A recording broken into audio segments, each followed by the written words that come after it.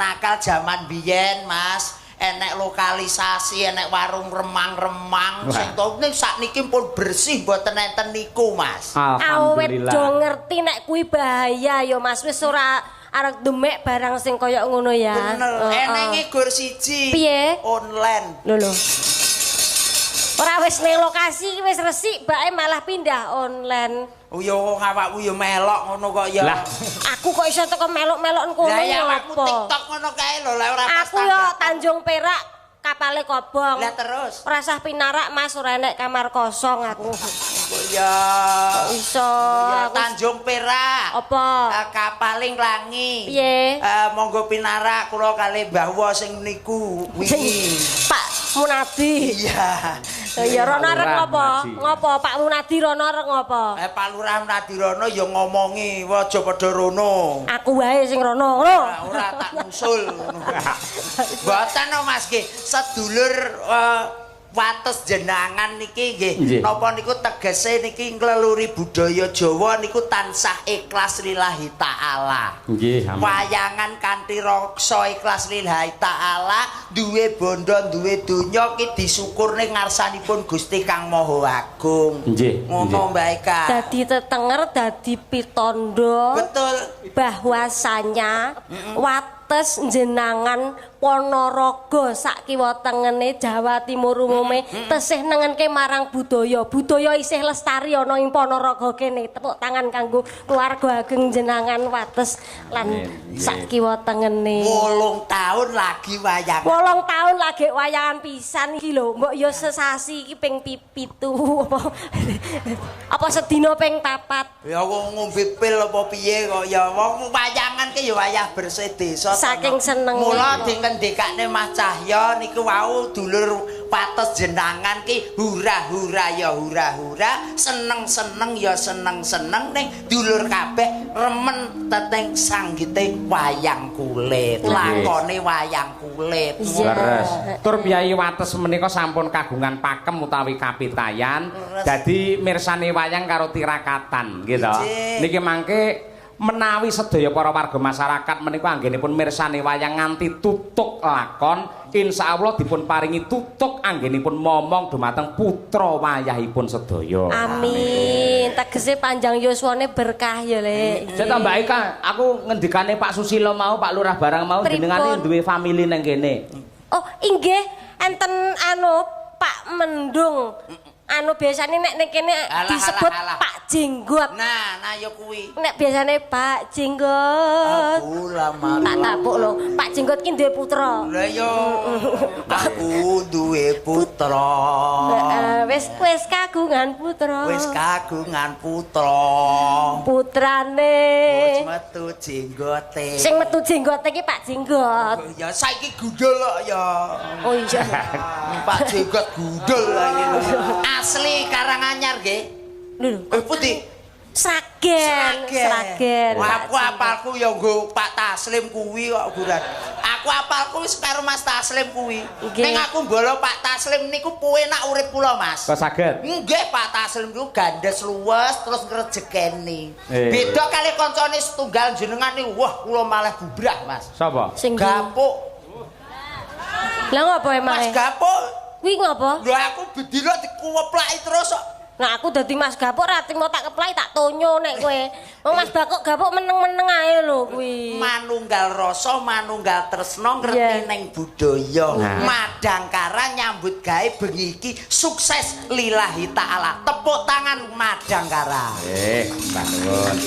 Ingkang bakal dipun paringi pangestu kalian warga masyarakat wates, mugi-mugi kula sak kanca Madangkara dipun paringi bagas waras niring sambikala. Amin amin ya rabbal alamin. Lah Eka mau janjiku wit sore mau urung diaturake. Pripun? Jenengan nembang karo ngendang. Derek nggih. Semene sing kepareng pinaraki ngenteni sampean kaya apa le ngendang karo nembang. Pake mau sing ngenteni ning kene iki ngasih mulih. Kondore ndelok kok streaming ngono biasa. Saking streaming. Nanti mau kok aku iki saka pinggir ngene tak dingene iki. Ngopo? Kowe nek gak manjak ngono. Manjake basane wong kene iki nabuh ku lho. Niaga kuwi jenenge manjak. Kowe nek gak manjak, mengke pas anu alah enteni bar niku nggih aku ngono. Ya kok wis bubar kok malah kok ya. Balik wonge. Ya dipinangkani to, Nduk, kok. Dipinangkani kono, mudhune kono nyekel kendang. Karo pamudutane wau wonten Pak Mandor. Nggih. Wonten gelo. Nggih, gelo wonten, gubuk asmara. Gubuk asmara nggih saged. Gubuk asmara. Ya men cetha kendange wae sing munggah rene. Ngoten. Kendangipun dibeto minggah mriki. Nggih no, nggih. Men cetha, men jelas. Sing mirsani ya ben marem kabeh.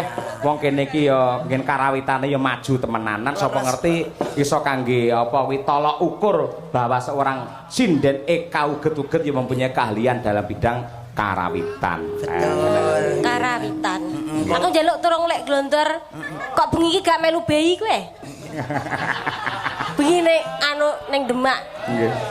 Beda ya ngawur ya ora. Lha sinten to? Glontor. Glontor Bagong iki glontor sound system. Oh, glontor sound system. Nggih. Ya, nggih. Tepuk tangan. Layak. Awakmu iki mesti biasane nek karo aku iki biasane ngendang cukup ning gur wisor lho.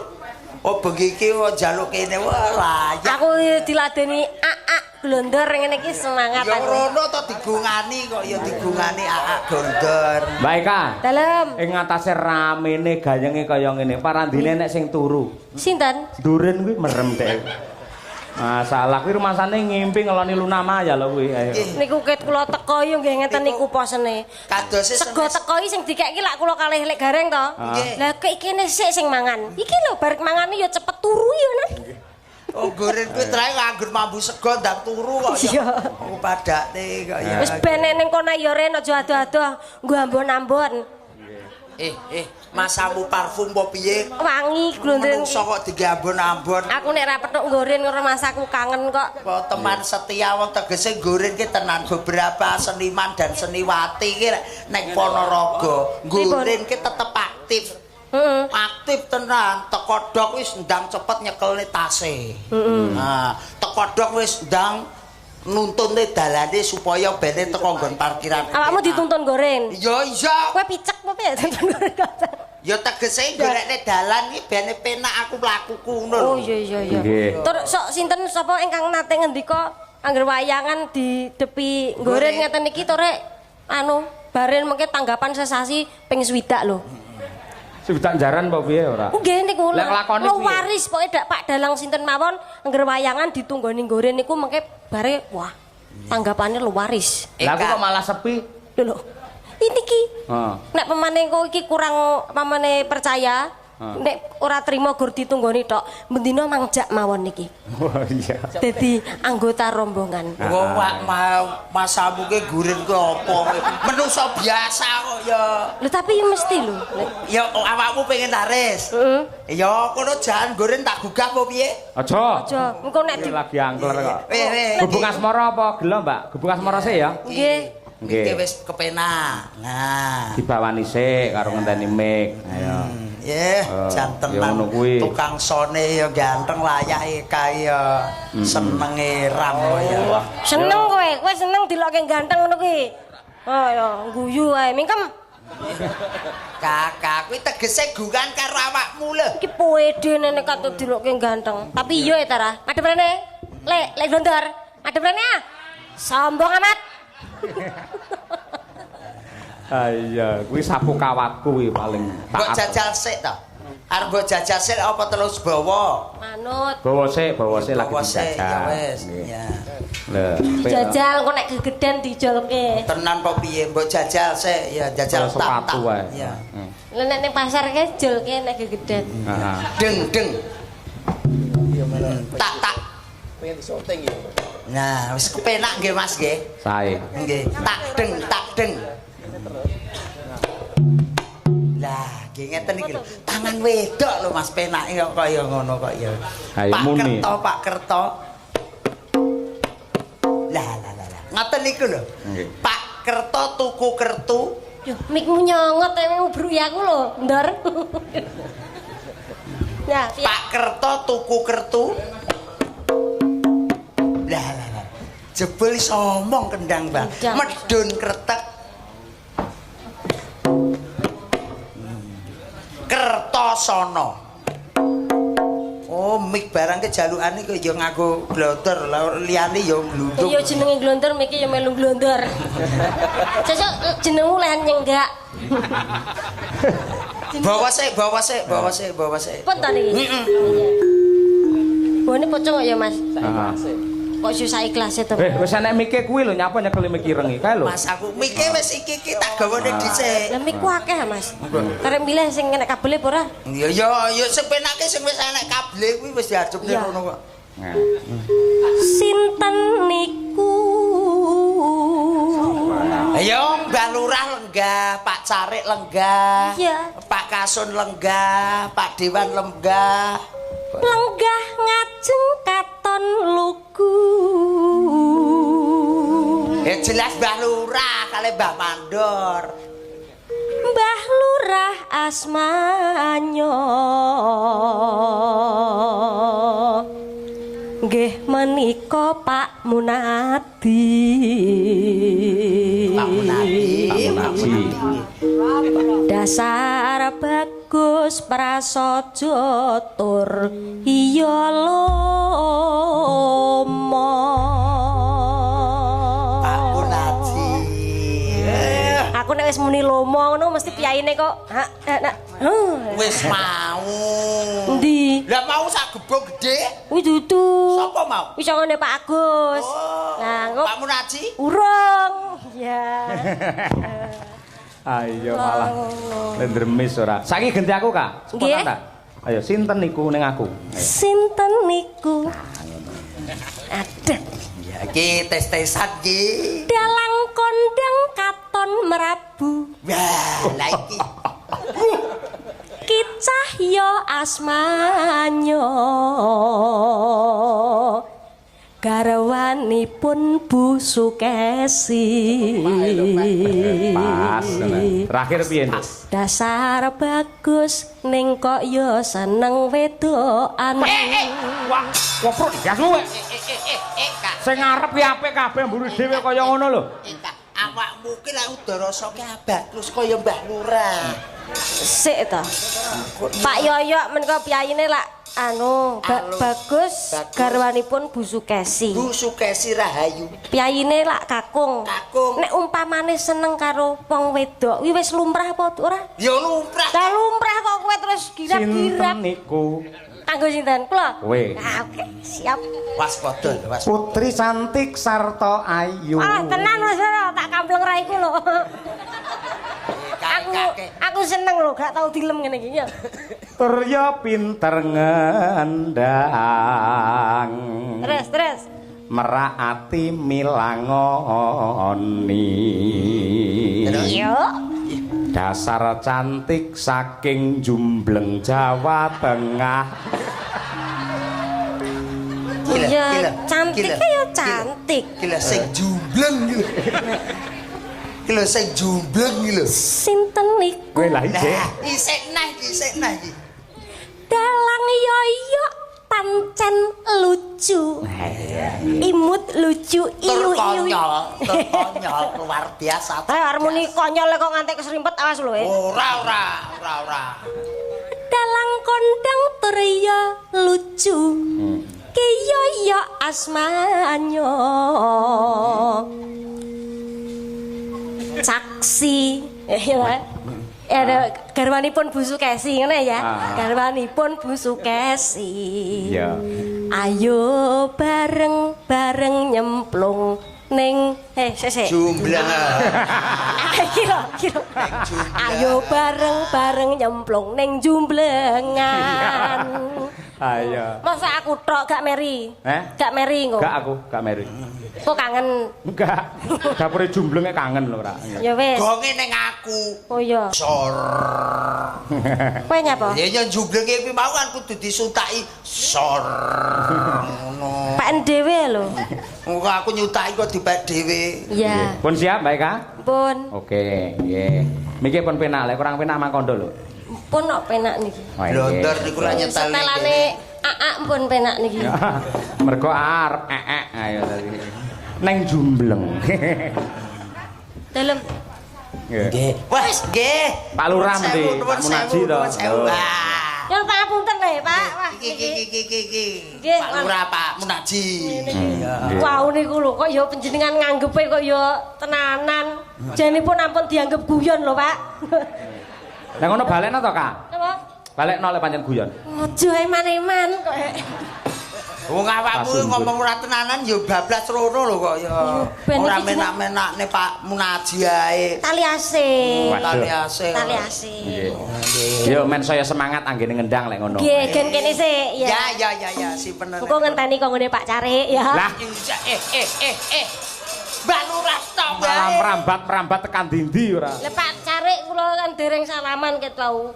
Nyuwun pangestunipun Pak Carik. Nggih, nuwun sewu lho Pak Carik nggih. Ya Kak, ya kaya apa? Ketokno kepinteranmu, keprigelamu. Ayo. Nggih. Kublak kuntak ngoten nggih. Oh, tak kudang. Oh, terus sambil kemangi. Belum tak. Sragenan nggih. Sragenan no. Sragen kublak kuntak ndendang. Oi, ngoten ya. Iya. Sragenan biasane ngono kuwi. Dengan sragenan, ya ta? Gaya sragenan mawon nggih. Heeh. Iya. Ngendamu kapan ngomong ae ora. Kepastiane. Oh, kepastian. Yo.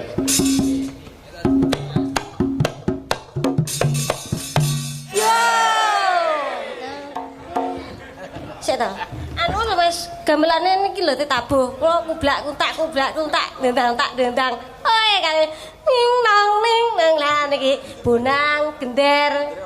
Demung ngeten ditabuh. Kok malah kaya arep ngurak pitik wae. Eka. Waduh. Madangkarake luar biasa lho, mbok paido terus lho. Sing jelas piye? Ditabuh piye? Kublak kuntak dendang. Terus gamelan niku tabuh bareng. Oh, tabuh bareng ya. Oke, sing cetha Kak. Yo. Nggih. Ji, ro, lu. Yo. Mas, aja dolanan gamelan ya, engko seneni Pak Munadi ya. Ya jalukku ke piye to, Kak? Kok bingung le Madangkara, Pak? Sing nganggo notasi ngene lho. Menempat luci piro lu. Ah, kuwi lho. Ya. 6 loro 10 11. Ora nek 10 11. Lah iki gamelane ki prayoga kok. Ora teko pitok, teko turu.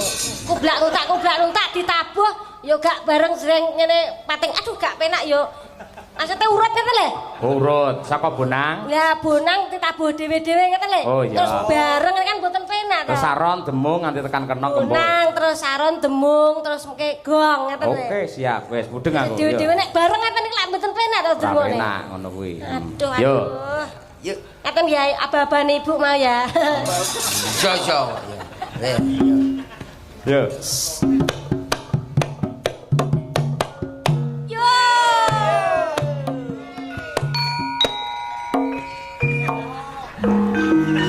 Wah ngono kan ya wis parem to.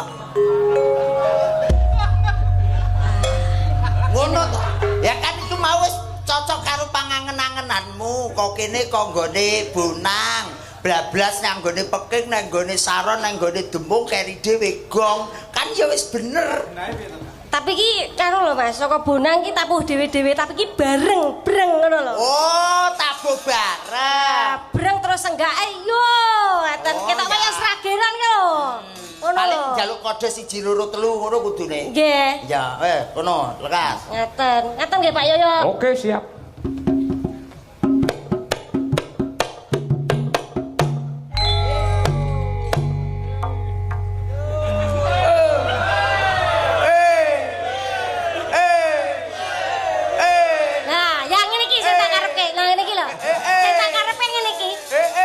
Pak Yoyo sesuk didol ae ganti akapela.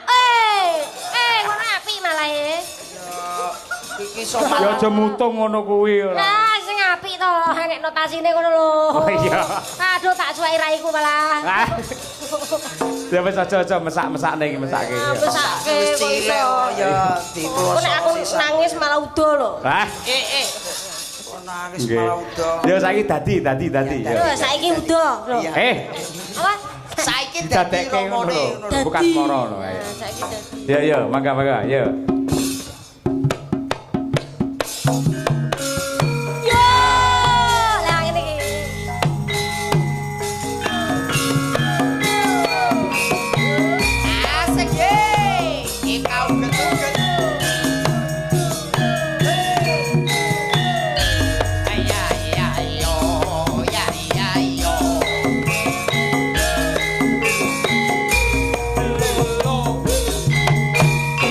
Nyokek Mas yo nyokek yuk.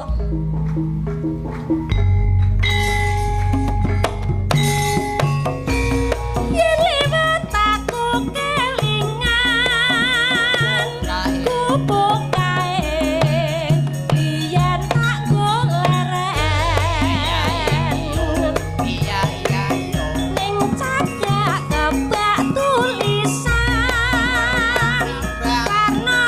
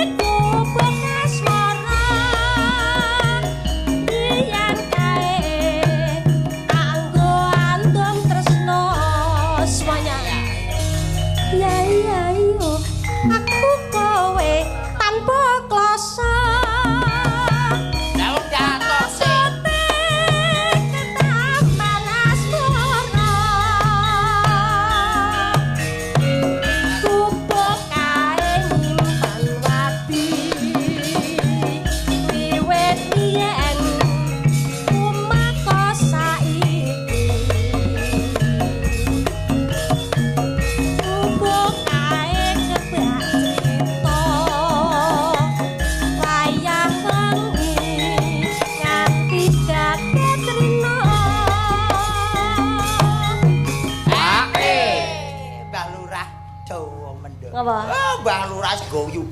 Mbak Eka pinter. Ya, kok nambahi 100. Mbak Lurah. Tak usulke. Monggo 100 meleh. 100 ki bijine ngono, ditambahi 100 bijine wae. Nilai. Nah, pomone diparingi tenanan. Ya, ya ora apa-apa. Pak Care pengen niki meneh nggih. Pak Care pun ngondur to?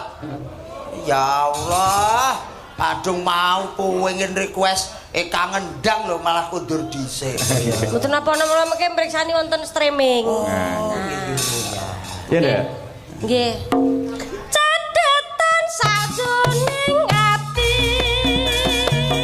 datan luntur saya merati. Iya. Aku kowe dadi karwa perkeleren ning kubuk kasmara.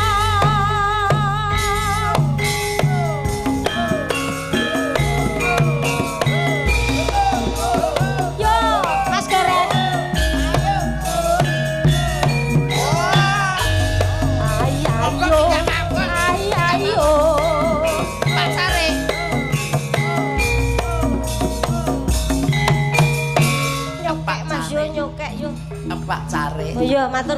Pak Care. Pak Care wis, terus Pak Kami Tua. Oh, alah kita iki nyanyi kok ya. Iki ganggu. Kuwi mau kan Pak Lurah. Wis tak terus. Iya. Terus kuwi mau Pak Care. Ya, kuwi tak joget teh rene. Iya. Iki kari sapa nek? Kami Tua. Kami tuane akeh lho. Yo malah beneran to. Oh, saka juga aku. Yo. Potong ngungkir. Ya ora apa-apa. Ya wis. Nah yo gareng COD. Pundi Pak? Wah, pundi Pak? Wah. Yen lewat aku kelingan kubuk kae biyen tak goleren. Ayo. Kebak tulisan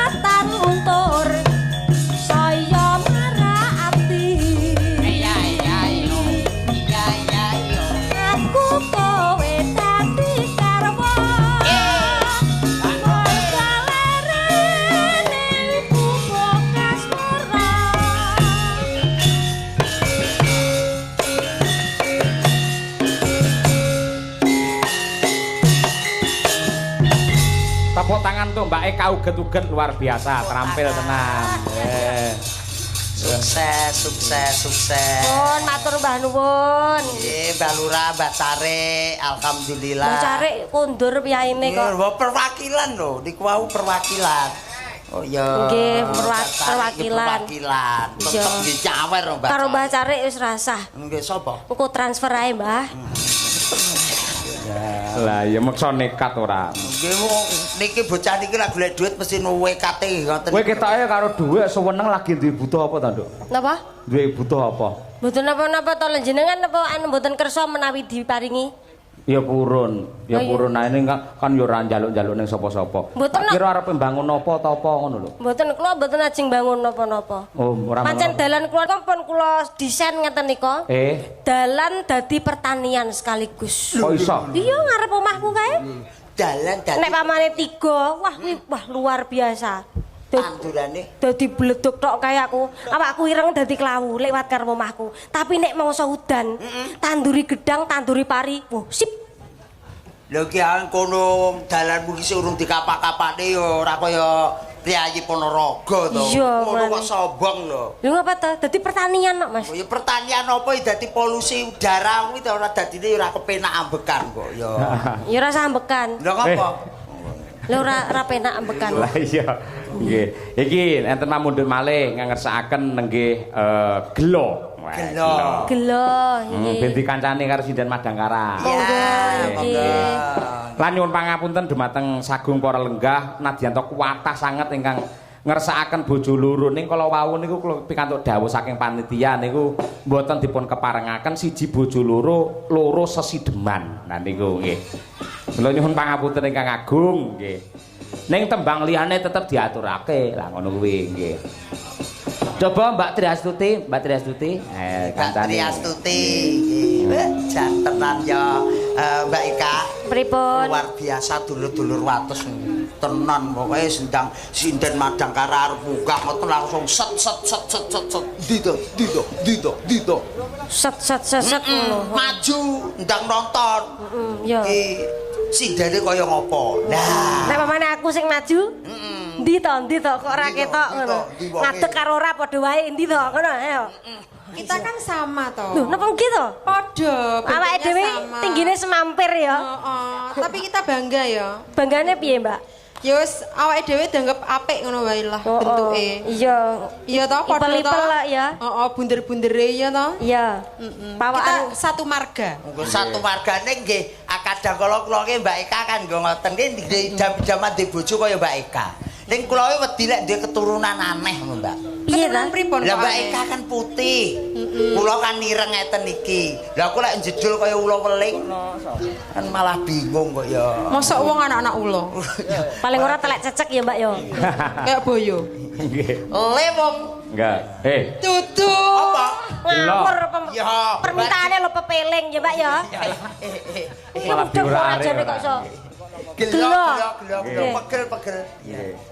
Monggo dipun aturaken Mbak Eka uget-uget kalian Mbak Tri Astuti dalam lagunya Gelo. Mbak Tuti agak sini dong. Biar nanti ke itu shoot, nanti dia di zoom ya toh. Mbak Tuti di sana. Nah, nggih. Bang Yosi, Mbak Toti, Mbak Tuti di zoom dong, di zoom dulu. Ya, itu lihat kamera Mbak Tuti. Sudah seketok kan. Ya. Kita zoom latihan dulu zoom. Kari manis, kurang manis tambahi gula. Sesuk tak ora padha. Piye? Ora padha kan kudune kompak to. Oh, kompak ya. Piye sik? Tangan kuwi cupet lho mare ya. Sik to tak apa? Apa kuwi apa geografi? Alah, kone. Gak mudeng. Ora mudeng, ora gaul Dek. Velocity. Oh, alah. Ya, Aku pengen di zoom ngerti jane Bang aku. Yosi, ya, Mbak Tuti auranya ya. Kari manis, kurang manis tambahi gula. Iya iki. Wes lagune kuwi tok aku apale. Wes ngono ya. Wes ya. Wes, dah. Ayo ngarep tok sing apal. Monggo dipun aturaken Gelo. Yuk, dados.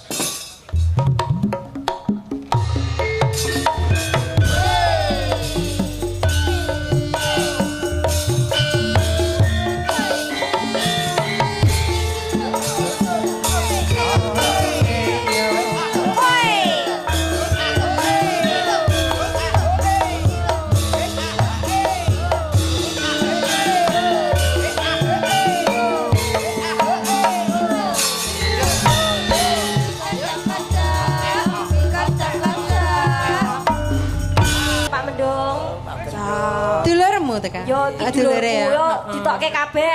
Biru-birune abang-abange tokke kabeh. Pokoke ngantek mulih nyang kono ora nggawa apa-apa pokoke. Kaya ngene ayo Pak Jago.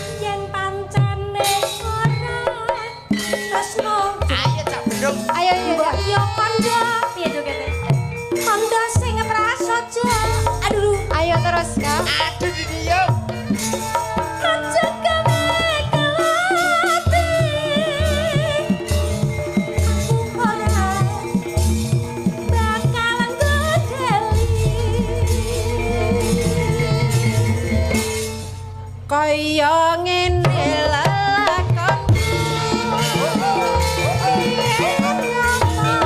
dadak ketemu yen pancen dipisahke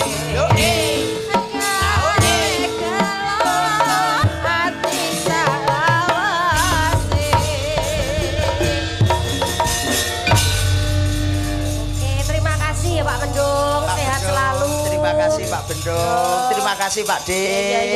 Alhamdulillah Mas Cahyo. Nggih. Nggih, warga masyarakat Wates minggah panggung sedaya perangkat nggih sampun. Alhamdulillah Mbak Eka. Nggih. Ki mau ngendangmu ya wis. Nggih terus nembangmu ya wis. Wis. Pripun Mas Cahyo? Nggih. Kula manut jenengan. Gandeng menika sampun jam 2:30 kula tutup kanthi lelagon ingkang bernapaskan Islami. Ha nggih. Nggih dawuh. Kunjuk dumateng para kiai alim ulama. Nggih menika. Kunci surga. Ya, kaya apa nggih. Mbak Eka kalian Mas Gareng saged istirahat nggih.